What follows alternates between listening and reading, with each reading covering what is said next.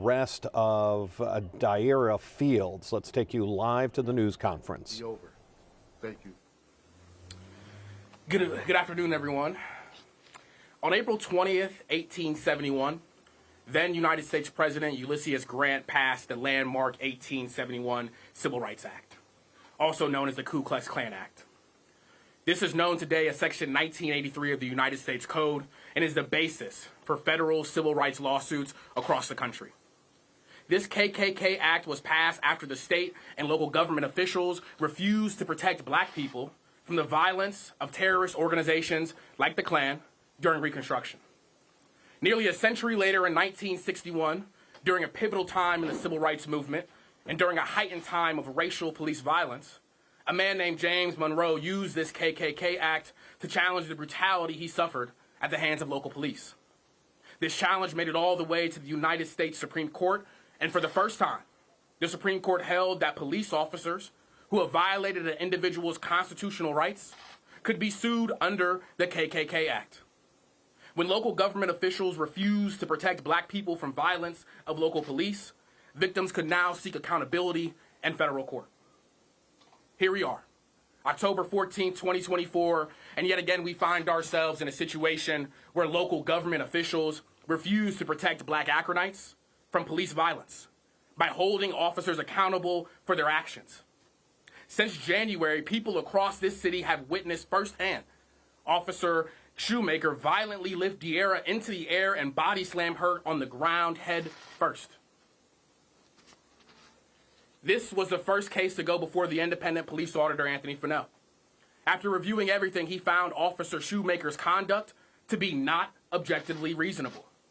He found that Officer Shoemaker had no probable cause to even arrest Diera and that he violated several Akron Police Department policies and procedures.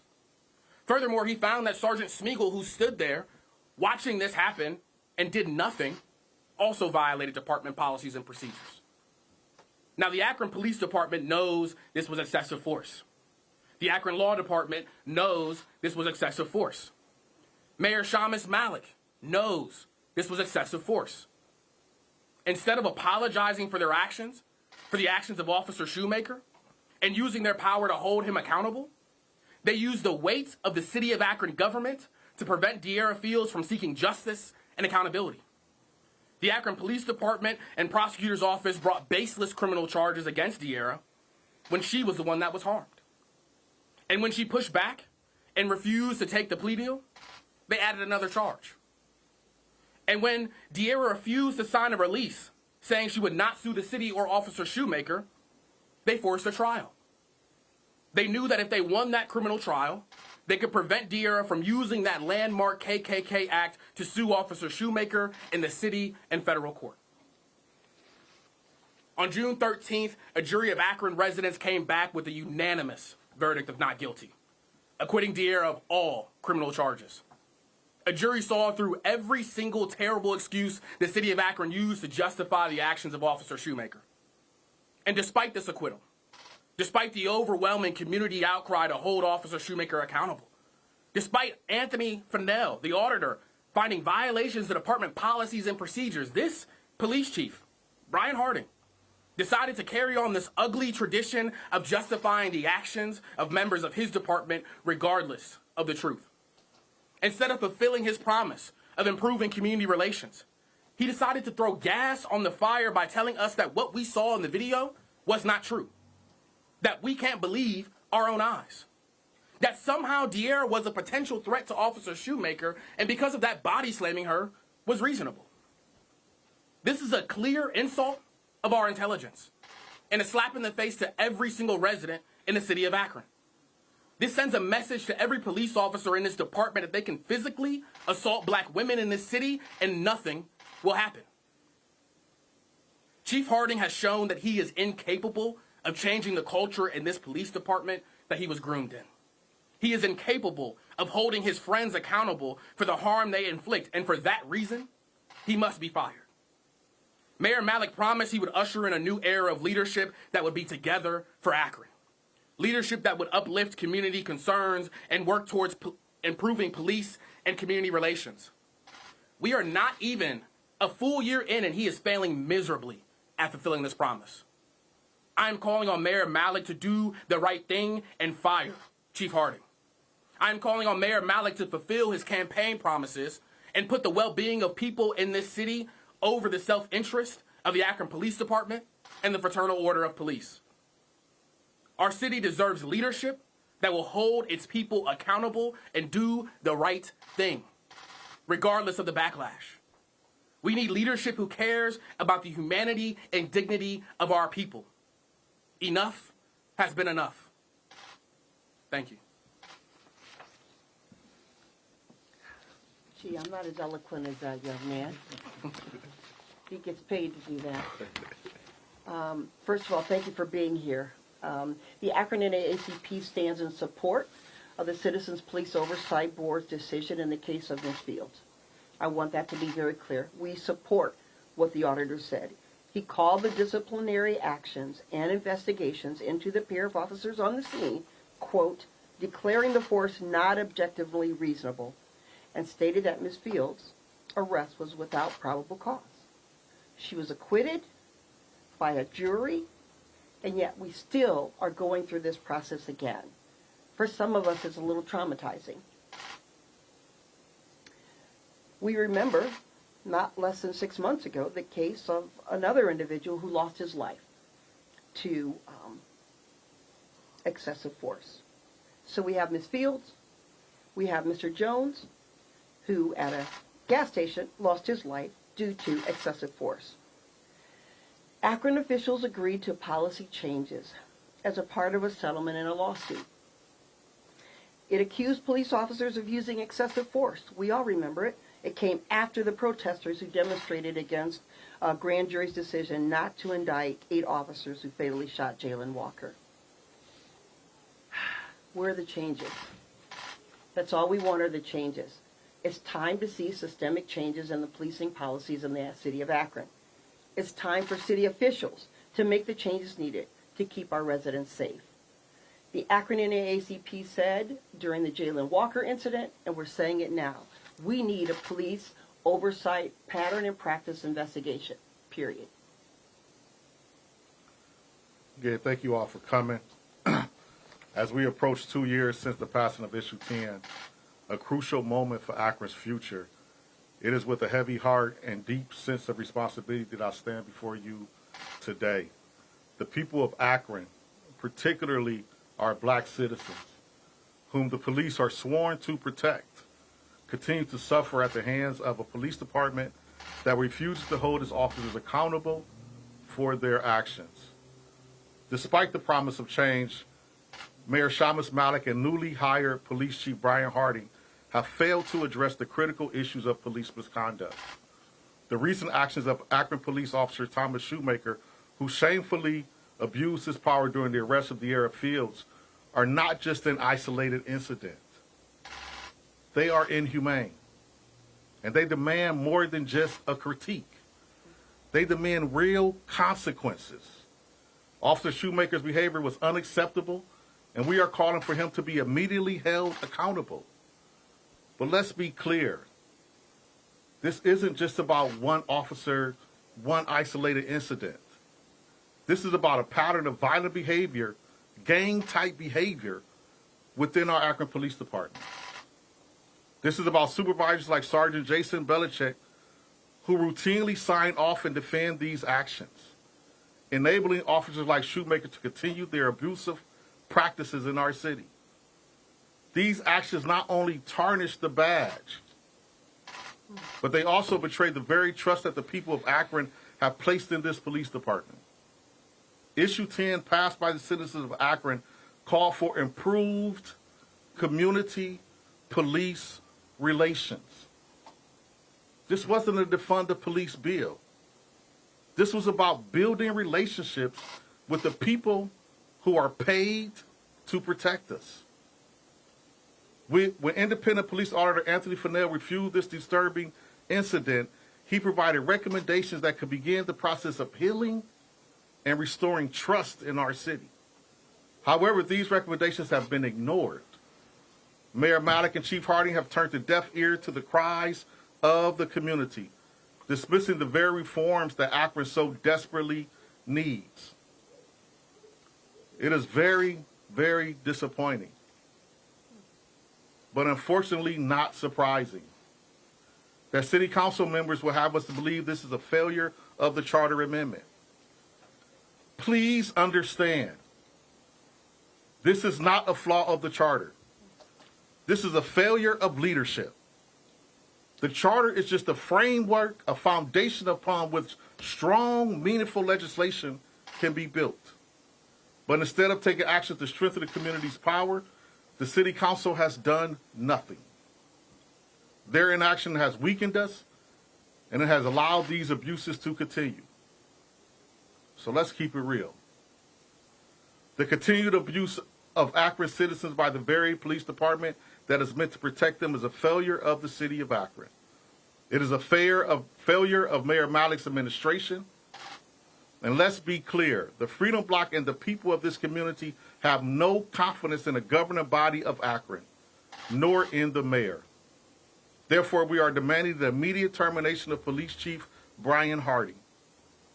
His inability to hold his officers and supervisors accountable is a glaring flaw in this broken system, and it requires immediate action for the protection of the most vulnerable citizens in this city. So to Mayor Shamus Malik, I say this: Together for Akron must start today. The community has spoken. The Oversight Board has spoken. The police auditor has spoken. And now we need a mayor, not a lawyer. We need a leader with integrity, not someone who deceives us. We need compassion, not fear. We need a mayor who answers to the people, protects the people, and doesn't acquiesce to the fraternal order of police.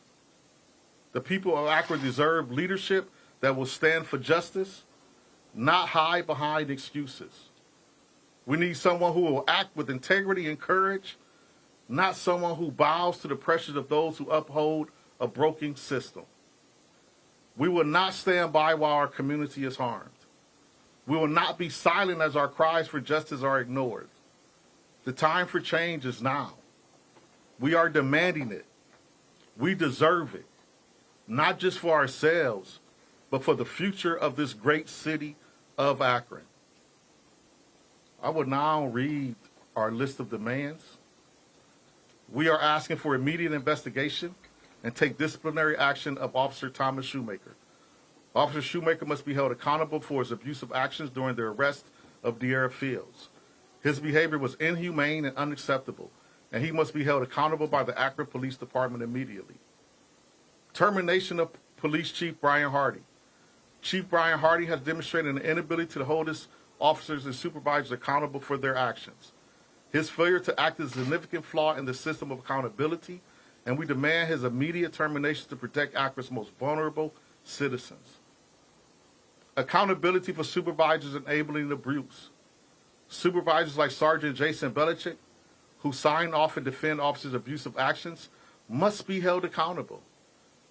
These enablers contribute to a culture of violence within the Akron Police Department, and we demand they face disciplinary action for their roles in perpetrating misconduct. Discipline in accordance with the police auditor's recommendation. Independent police auditor Anthony Fennell has already provided recommendations for addressing the abusive behavior within the Akron Police Department. We demand that Mayor Malik and the chief fully implement these recommendations without delay to begin restoring trust between police and the community. Legislative action to strengthen Issue 10. We call on Akron City Council and to pass legislation that enforces the spirit of Issue 10, which was passed by the citizens of Akron. The current inaction by council weakens the power of the community and allows for continued abuse. We demand that new laws be created to ensure meaningful oversight and accountability within our police department. Rejection of FOP influence in city leadership. We demand that the Mayor Malik and other city leaders prioritize the voices of Akron citizens over the influence of the fraternal order of the police. The FOP should not dictate policies that undermine justice and accountability. The mayor must answer to the people of Akron, the citizens, not the FOP. Community-centered leadership. We demand a mayor who leads with integrity, compassion, and accountability. Someone who will protect the people of Akron and not yield to external pressures that perpetuate a broken system. The leadership must prioritize the well-being and safety of the entire community, particularly its most vulnerable members. And finally, we call for a pattern and practice investigation by the Department of Justice. We are asking that all elected officials in Summit County write to the DOJ to demand a pattern of practice investigation. As we continue to work with the citizens in this city, we'll be working to collect signatures to send to the Department of Justice. We'll continue to work with clergy groups, city council members that wants to work with us, and other organizations to ensure that our department is up to standards in policies and procedures that treat people with humanity. These demands reflect the urgent need for real change in Akron to protect its citizens and restore trust in the institution meant to serve them. We will take a couple questions at this time.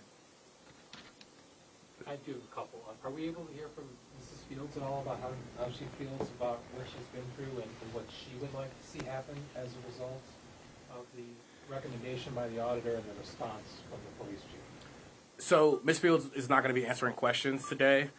There was a beautiful article done by Signal Akron, Doug specifically. And Doug wrote an article where he interviewed Dear personally, and Dear spoke to these issues. She spoke to what she wanted. The demands you hear today are the demands from her and her family.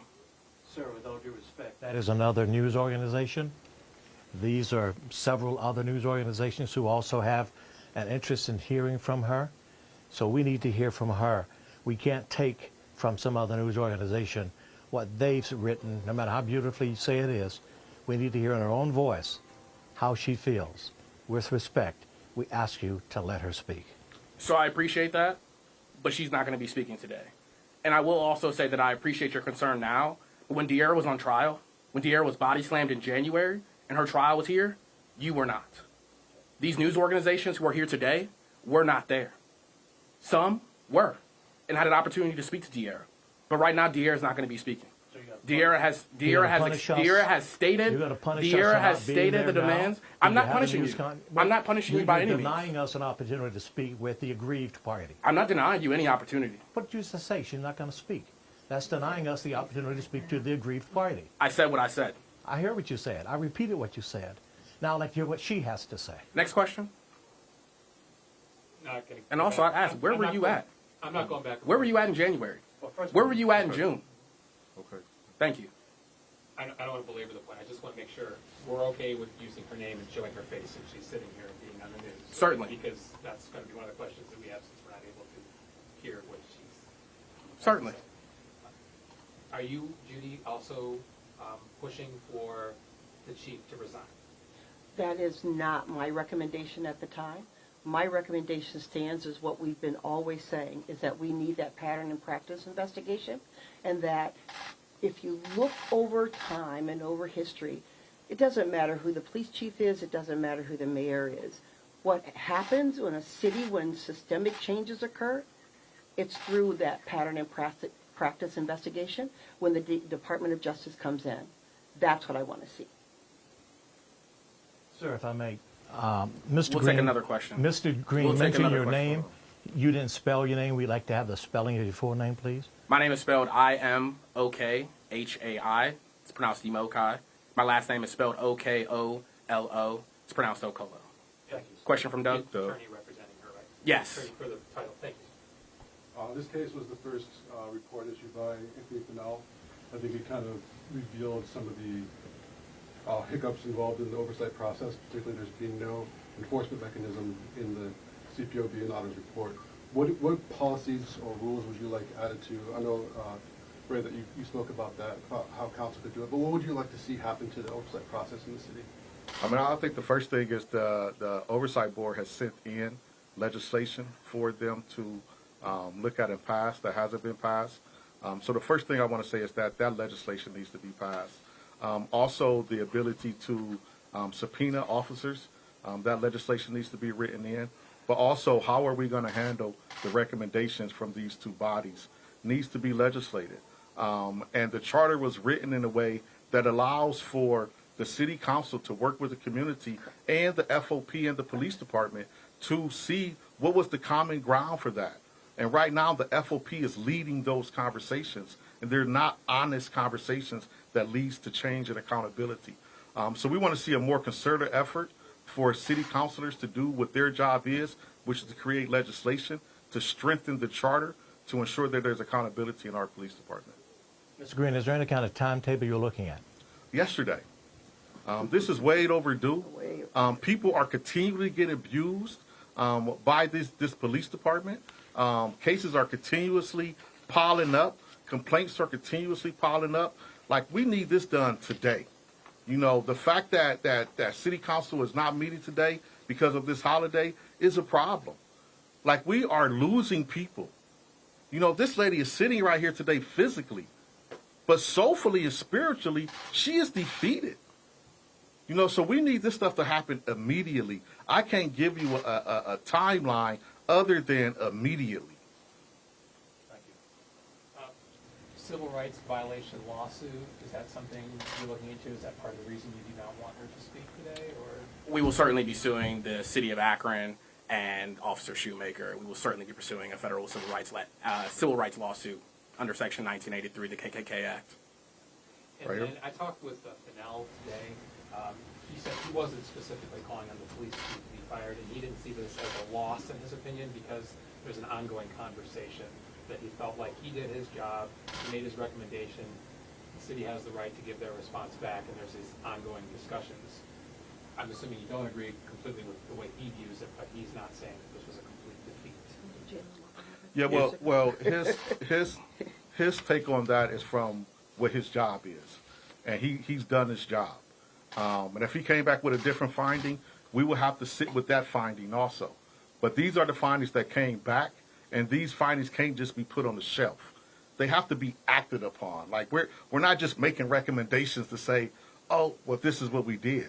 Like, we're making recommendations to improve community and police relations. So I appreciate Fennell, and he's done his job. And now it's time for the community to demand change. When you say that you're hoping that these things happen immediately, are you talking about the passage of new legislation and Harding's firing or resignation? Yes, sir. Okay. With those DOJ signatures, I know you were calling on the community to submit those. Do you have a deadline? No, we're working with a couple other groups, particularly the clergy, NAACP, and we're going to start hashing out what this is going to look like over the next couple of months. Okay. Yes, ma'am. If Chief Harding would resign or be fired, it's likely with the current laws that it would be an internal candidate that would replace him. So I'm just curious if you have any thoughts about that, given what you're saying about it's a systemic issue in the police department. Well, yeah, that goes back to my point of we need a mayor, not a lawyer. The mayor acted as a lawyer and interpreted a charter that has been done a different way since the beginning of time. And now we need him to be the mayor and do what past mayors have done and open up the application process for people to apply from anywhere, a national search that gives us an officer, that gives us a chief that's going to hold these officers accountable. And I have nothing against Chief Harding. I just believe he's too close to this situation to hold people accountable that he came up to the ranks with. So right now, in the state that our department is in, we need an outside person to come in and do things differently. And that's what we're looking for. I think also, too, and I think for me, this is the reason I'm sitting here. In his rejection of the Oversight Board's finding, Chief Harding stated, and he actually, and I'm going to quote it so I don't say it incorrectly, he quoted a 1989 Supreme Court ruling that said that officers should not be punished for using force viewed in hindsight as inappropriate, and a reasonable officer could view it as inappropriate in the moment. Then what's the point of our oversight board if we're not going to review these processes and make changes so that citizens can feel safe? We'll take one more. Doug? We have what Chief Harding's perspective is. He issued that 4-page response, through the mayor's office. What are you operating under the assumption of the mayor's position on this? Are you under the position that the mayor agrees with the chief, or what should be the mayor's role in, I guess, the response to this? Well, the mayor is the top cop. So the chief doesn't get to make a decision or have an opinion without first running it by the mayor. So this is a decision that Chief Harding is taking the sole blame for, and it's a dual decision. The mayor is the top cop. The mayor changed the position of the cabinet to ensure that the chief was part of the cabinet. So this falls squarely on his shoulders. The process that was botched in hiring Chief Harding was a botched process. I have issues with the process. Don't necessarily have issues with Chief Harding being hired, but I do have issues with the decisions he's made in this case that has proved to the community that he's unable to hold these officers accountable. We thank you all for coming. Easy. Thank you. Dan DeRose with 19 News, a news conference. Got a little heated with our own reporter Harry Boomer when he tried to hear from the victim herself in all of this. And of course, we're talking about De'Ara Fields. She was the one arrested by Cleveland police back in January. And now her attorney calling for the resignation, as is Freedom Bloc. Should note that the NAACP leader that was at the table, she is not calling for the resignation of the chief, just to be very clear on who is and isn't calling for that. Obviously, Harry Boomer was there. He'll have a complete wrap-up on the demands made by community activists down there in Akron. But needless to say, that community has continued relationship problems with the police chief, with the police department itself, and how the community feels things are being run in Akron. Harry Boomer will have a complete update when we start 3.5 hours of news at 3 o'clock this afternoon on Channel 19. Until then, I'm Dan DeRose with 19 News. Have a good afternoon. 19 News is everywhere. Download our CTV apps and follow us on social media at Cleveland 19 News.